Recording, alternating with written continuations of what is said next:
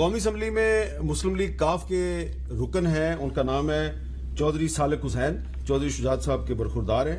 کل انہوں نے ایک ٹویٹ کیا ہے اور وہ کہتے ہیں تحریک انصاف کی سوشل میڈیا ٹیم اور ایک خاتون MNA کی طرف سے پاکستان آرمی اور ISI کی قیادت پر عائد کیے جانے والے جھوٹے الزامات ناقابل برداشت ہیں. وزیر اعظم صاحب اس گندی ملک دشمن مہم کا نوٹس لیں ورنہ ہم ملک دشمنوں سے نمٹنا خوب جانتے ہیں. یہ بات اب کوئی چھپی ہوئی نہیں ہے کہ تحریک انصاف کے بہت سے سپورٹرز اور ان کے جو سوشل میڈیا پہ متحرک لوگ ہیں وہ یہ جو عمران خان صاحب نے جو نیوٹرل کے بارے میں ایک بحث شروع کی ہے، لفظ استعمال کیا نیوٹرل کا، اس حوالے سے وہ چاہتے ہیں کہ فوج جو ہے وہ نیوٹرلٹی چھوڑ دے یا سیاست میں جو عدم مداخلت کا رویہ وہ چھوڑ دے، اور وہ کہتے ہیں یہ حق اور باطل کی جنگ ہے اور فوج کو تحریک انصاف کا ساتھ دینا چاہیے کیونکہ وہ حق پہ کھڑی ہے اور اپوزیشن باطل ہے. اب اس پر میں صرف ایک آرٹیکل ہے آئین کا 244 وہ پڑھنا چاہتا ہوں. ہر فوجی جو ہے افسر یا جوان وہ حلف اٹھاتا ہے کہ میں صدق کے دل سے حلف اٹھاتا ہوں کہ میں خلوص نیت سے پاکستان کا حامی اور وفادار رہوں گا اور اسلامی جمہوریہ پاکستان کے دستور کی حمایت کروں گا جو عوام کی خواہشات کا مظہر ہے، اور یہ کہ میں اپنے آپ کو کسی بھی قسم کی سیاسی سرگرمیوں میں مشغول نہیں کروں گا، اور یہ کہ میں مقتضیات قانون کے مطابق اور اس کے تحت پاکستان کی بری فوج یا بحری یا فضائی فوج میں پاکستان کی خدمت ایمانداری اور وفاداری کے ساتھ انجام دوں گا. تو یہ جو وسیم سجاد صاحب آئین کا آرٹیکل 244 ہے، اس کی روشنی میں تو فوجی افسران اور جوان سیاست میں مداخلت نہیں کر سکتے، لیکن اگر اس پاکستان میں یہ جو موجودہ صورتحال ہے، تحریکت میں اعتماد کے بعد جو صورتحال پیدا ہوئی ہے، اس کو ہم حق اور باطل کی جنگ بنا کے فوج کو پریشرائز کریں کہ آپ سیاست میں مداخلت کریں اور نیوٹرلٹی چھوڑ دیں، یہ مناسب ہے؟ دیکھیں جی، فوج کا کام نہیں ہے کہ وہ سیاست میں مداخلت کرے.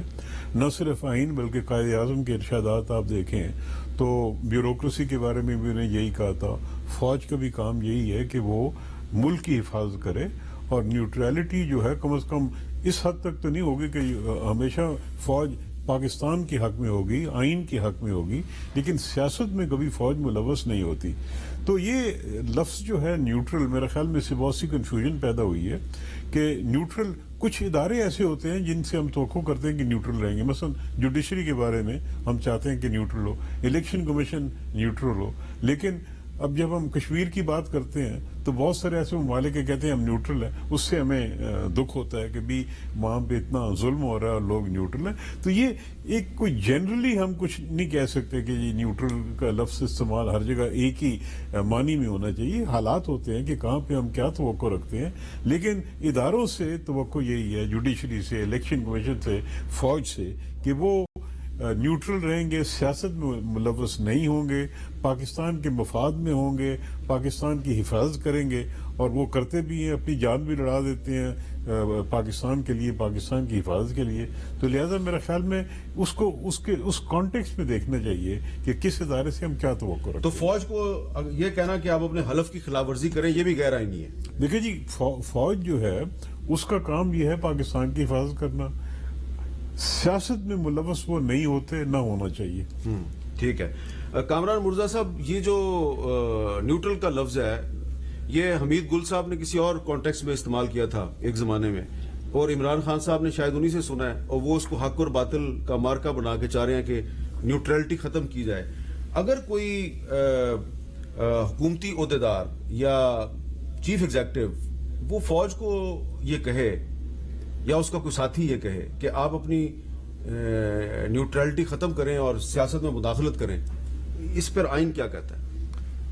دو لوگوں نے یہ لفظ استعمال کیا تھا، ایک حمید گل صاحب نے اور ایک ذوالفقار علی بھٹو نے بھی یہ استعمال کیا تھا، اور انہوں نے بھی یہ کہا تھا اس کو، شاید انہوں نے یہ جانور والی بات جو ہے نا وہاں سے بھی تھی شاید، تو وہ انہوں نے اس کو جو ہے نا غلط اس کانٹیکسٹ میں لے لیے. اگر اس کے باوجود اس کو کہا جائے کہ 244 کو وائلیٹ کر کے اور اس کو اپنے تئیں یہ بھی سمجھ لیا جائے کہ وہ حق پہ ہیں اور اس کے مخالف سارے باطل پہ ہیں، تو یہ سیدھا سیدھا آرٹیکل 6 اس کو کر رہے ہیں نا کہ آپ سورجن کے لیے کہہ رہے ہیں کہ دستور کو سورٹ کیا جائے. تو جب سورجن کے لیے کہیں گے تو پھر اس کے ساتھ جو ہے نا وہی جو آرٹیکل 6 میں پڑھنا دوں، پڑھ ہی دیجئے تو بہتر ہے. وہ آرٹیکل 6 ویسے ہے تو کافی لمبا.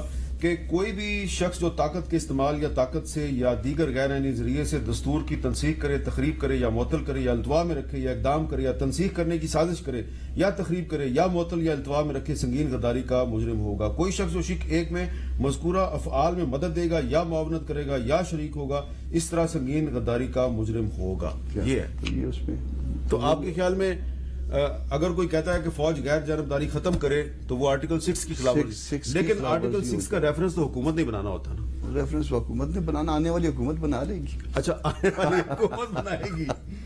آپ کا کیا خیال ہے خالد مقصی صاحب؟ یہ بڑی عجیب بات ہے کہ نیوٹرل کو ہمارے بھائیوں نے بھی بتایا کہ نیوٹرل کو کب کہاں پہ کیسے استعمال کریں۔ نیوٹرل گاڑی میں بھی ہوتا ہے، نیوٹرل کر دیں تو گاڑی آگے نہیں چلتی، وہ چاہتے ہیں کہ دھکا لگے گاڑی کو۔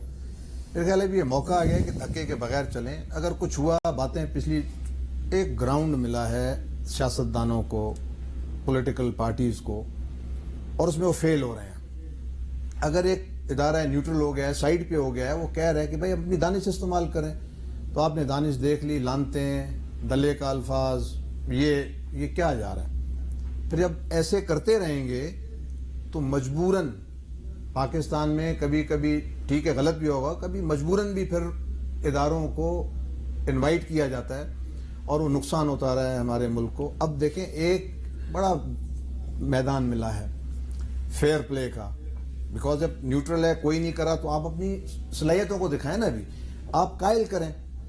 مثلاً ابھی جو ممبرز اگر ناراض ہو کے گئے، کوئی ناراض ہو کے جاتا ہے تو اس کو منایا جاتا ہے یا اس کو گالیاں دی جاتی ہیں، وہ کیسے واپس آئے گا؟